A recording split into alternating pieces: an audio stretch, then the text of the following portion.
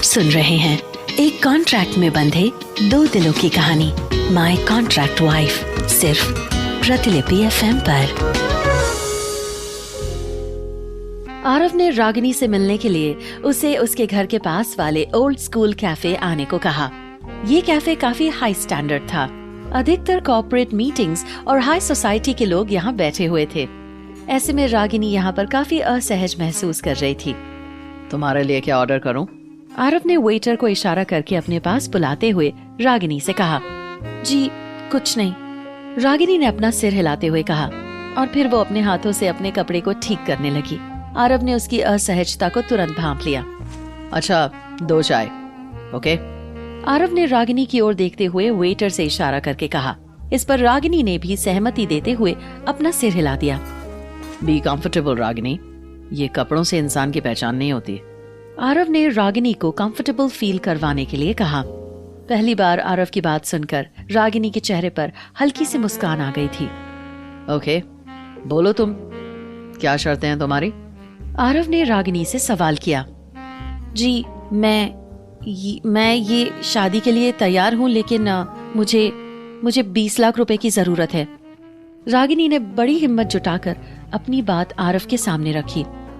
Okay, Aarav ने अपना सिर हिलाते हुए कहा और फिर तुरंत रागिनी से पूछा, और दूसरी शर्त? और आप मुझसे मेरे बारे में कोई पर्सनल सवाल कभी नहीं करेंगे, रागिनी ने कहा। यह सुनकर आरव उसकी तरफ एकटक देखने लगा। आरव ने अपना सिर हिलाते हुए कहा, 20 लाख रुपए आज ही तुम्हारे अकाउंट में पहुंच जाएंगे और मुझे तुम्हारी दूसरी शर्त भी मंजूर है, लेकिन सर चाय। Thank you. आरव ने रागिनी की तरफ चाय की प्याली बढ़ाते हुए आगे कहा, लेकिन मेरी भी एक शर्त है।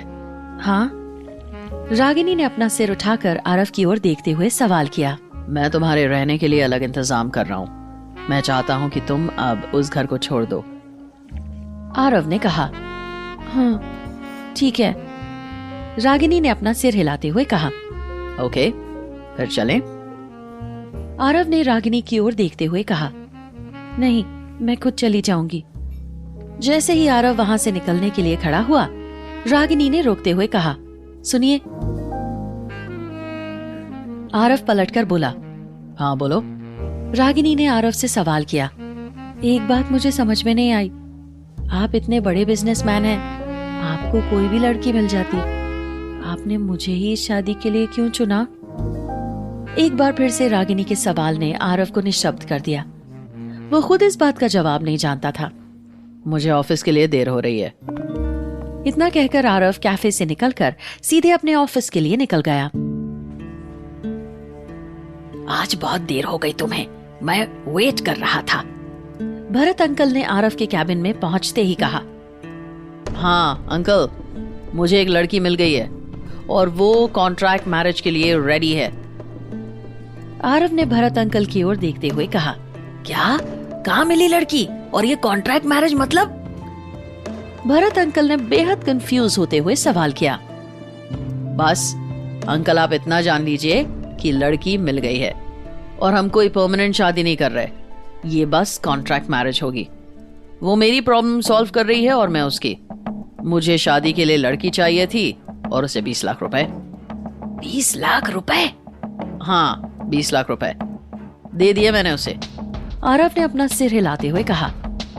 आप ये सब छोड़ो, बस आप जल्दी से कॉन्ट्रैक्ट मैरिज की तैयारी शुरू कर दो। मुझे जल्द से जल्द शादी करनी है। एक बार शादी हो जाए बस फिर सारी मुसीबत खत्म। हाँ मैं करता हूँ, भरत अंकल ने अपना सिर हिलाते हुए कहा। और हाँ अंकल, ये कॉन्ट्रैक्ट मैरिज की बात किसी भी हालत में बाहर नहीं आनी चाहिए।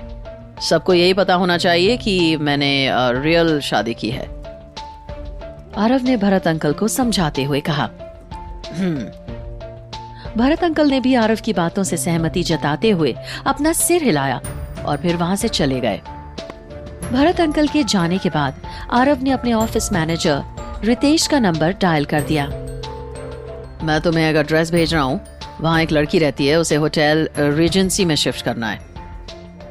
आरव ने रितेश को ऑर्डर दिया। Okay sir.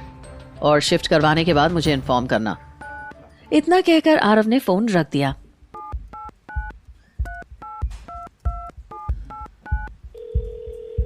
हेलो। हाँ सूरज, बोलो। मोनिका ने फोन उठाते हुए कहा। तुम्हारे लिए एक बैड न्यूज है। सूरज ने ऑफिस के एक कोने में जाकर बेहद धीमी आवाज में कहा। क्या न्यूज है? मोनिका ने बेहद क्यूरियस होते हुए पूछा। आरव किसी लड़की के लिए रीजेंसी में रूम बुक करवा रहा है। सूरज ने कहा। ओह, अच्छा। मोनिका ने अपना सिर हिलाते हुए कहा। उसे ये समझने में तनिक भी देर नहीं लगी कि ये लड़की कौन हो सकती है।